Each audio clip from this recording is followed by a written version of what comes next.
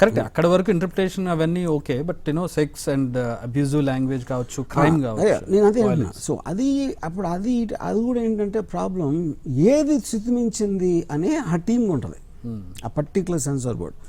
ఉదాహరణకి many years back bandit queen అనే cinema Shekhar కపూర్ది, అది ఇంటర్నేషనల్లీ ఫేమస్ సినిమా. అది రీజనల్ కమిటీ ఏమో దాంట్లో కట్స్ ఇచ్చింది, యూనో. నెక్స్ట్ వాళ్ళు దానికి వెళ్ళారు, రివైజింగ్ కమిటీకి వెళ్ళారు. రివైజింగ్ కమిటీ ఇంకా ఎక్కువ ఇచ్చింది కట్స్. దాని తర్వాత they went to the tribunal which is the highest board సెన్సార్లో. వాళ్ళేమో అసలు ఒక్క కట్ కూడా ఇవ్వకుండా పాస్ చేశారు. అది ఎందుకు రీజను, ఈ మూడు డిఫరెంట్ టీమ్స్ మనుషులందరికీ ఒకేలాగా ఆలోచించారు కదా. అందులో ఉన్న సెక్షువల్ కాంటెంట్ కానీ బూతులు కానీ ఇవన్నీ they felt was valid to the subject matter. Feeling అనేది ఇంటర్ప్రిటేషన్కి వస్తుంది, ఇట్ చేంజెస్. అప్పుడు దాంట్లో ఏమిచ్చారు, ఇప్పుడు డిఫమేషన్ అనేది కూడా అది ఇండివిజువల్ చేయాలి, బోర్డు చేయలేదు. ఒక మనిషిని కించపరిచాం లేకపోతే ఒక సంఘటన ఏదో చేసాం అంటే దానికి సంబంధించిన వాళ్ళు they can go for a so called defamation suit. అది అప్పుడు పర్సన్ టు పర్సన్ అవుతుంది, బోర్డు అనేది ఉన్నది.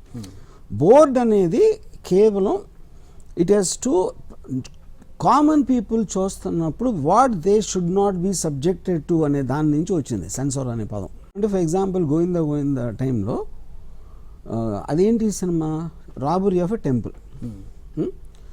రాబరీ ఆఫ్ ఎ టెంపుల్ అయితే దాన్ని అసలు షూస్ వేసుకుని లోపలికి రాకూడదు ఎవరు, వాళ్ళు రాబ్ చేయడానికి వచ్చారు. కిరీటం అన్ని నగలు దొంగతనం చేయడానికి వచ్చిన షూస్ వేసుకుని లోపలికి ఎలా వస్తారని ఏ షాట్లో వాళ్ళ షూస్ కనిపించినాయి అవి తీసేమన్నారు. ఇంకా గర్భగుడిలోకి రాకూడదు అంట, కిరీటం మీద చేయి పెట్టకూడదు ఇవన్నీ చెప్పారు. ఎందుకంటే మీకు అది ఇంటర్ప్రిటేషన్లో వెళ్ళిపోతే ఎవడిస్తున్నట్టు మాట్లాడతారు దాని తర్వాత. సో ఆ టైంలో ఆల్మోస్ట్ మీకు 2000 feet అది రాబరీ సీక్వెన్స్. దాంట్లో అంతా 300 feet ఉంచారు మొత్తాన్ని కట్ చేసేసి. షూస్ ఉన్నాయి ఇలాంటి షాట్లని. దొంగతన సీన్ ఆ టైంలో సీజీ లేదు, సినిమాలో దొంగతన సీన్ లేదు. ఇప్పుడు తీసాం అనుకోండి, సీజీలో వాళ్ళు షూస్ మాయం చేసి అట్లాంటిది ఏమైనా ట్రై చేయొచ్చు. సినిమా ఎలక్షన్కి ముందు రిలీజ్ అవుతుంది, సో దీన్ని ఎలక్షన్ క్యాంపెయిన్ అనుకోవాలా లేకపోతే మీ ప్యాషన్ అనుకోవాలా? దీన్ని పాయింట్ అండి, ఎనీబడి డూయింగ్ ఎనీథింగ్ ఎప్పుడు చేస్తారు, అప్పుడున్న పరిస్థితులు దాన్ని బట్టి ఏది ఇంట్రెస్టింగ్ మ్యాటర్ అనిపిస్తుంది. ఫర్ ఎగ్జాంపుల్ నేను సత్య తీసినప్పుడు the lot of under world thing happening at that time. Under world activities చాలా జరుగుతున్నాయి. దాని మీద ఇన్స్పైర్ అయ్యి అందరి మైండ్లో ఫ్రెష్గా ఉంది కాబట్టి దాన్ని బేస్ చేసుకుని ఒక స్టోరీ చేశాను.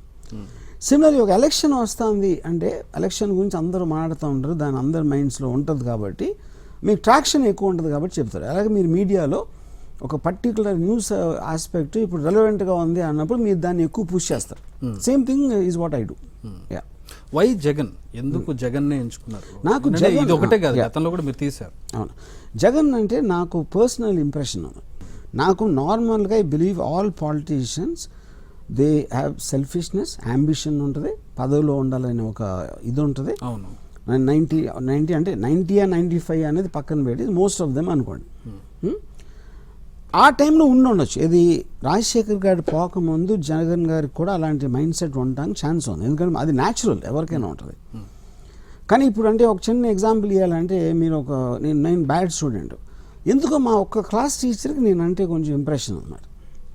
నాకు కొంచెం స్పెషల్ అటెన్షన్ ఇచ్చేసరికి ఉట్టి ఆ టీచర్ క్లాస్లో ఎక్కువ చదివండి ఆ టీచర్ని ఇంప్రెస్ చేయడానికి. అది సైకలాజికల్లీ ఒక మ్యాన్స్ నేచర్. అది జగన్ గారికి ఓదార్పేత్తలు జరిగిందని నా ఫీలింగ్. అంటే అక్కడి నుంచి డబ్బులు సంపాదించాలి లేకపోతే అందరిలో డిక్టేటర్ లాగా ఉండాలి ఇలాంటి ఆటకన్నా his concentration is only on the people because he doesn't want to lose impression from the people on him as a leader. అది ప్రైమరీ టార్గెట్ ఉన్నప్పుడు that will be good for the society. మీరు ఎప్పుడు society గురించి people గురించి ఆలోచన start చేశారు? Society గురించి ఆలోచించలేదు. I saw that in him. Okay, ఇప్పుడు నేను గాంధీ గారిని స్టడీ చేస్తాను. గాంధీ గారి టైంలో ఉన్న ఇండియన్స్ నాకేం సంబంధం? నేను ఫ్రీడమ్ ఆఫ్ ది కంట్రీ కూడా నేను అంత పట్టించుకోను. అంటే మీ కప్ ఆఫ్ టీ కాదు కానప్పుడు ఆ పర్సన్ లో అలాంటి క్వాలిటీ ఉన్న మిమ్మల్ని ఎందుకు అట్రాక్ట్ చేసింది? నా కప్ ఆఫ్ టీ కానప్పుడు నేను గ్యాంగ్స్టర్ని కాదు, నేను ఏదో గోస్ట్. మీ క్రైమ్ ఇంట్రెస్ట్ ఉంది కాదు, సో గ్యాంగ్స్టర్ నాకు పవర్ అంటే ఇంట్రెస్ట్ ఉంటుంది. Okay fine, power is the point. But ఇక్కడ పవర్ కాదు, పవర్ఫుల్ అంటే పవర్ అంటే పబ్లిక్ కొట్టడం కాదు కదా. Power is also about making things happen. ఇప్పుడు లక్ష్మీస్ ఎన్టీఆర్ ఉందనుకోండి, దట్ ఈస్ అన్ ఎంపతి. నేను సాడ్గా ఎప్పుడు ఫీల్ అవును, అని ఎవరు ఏడిపించలేరు.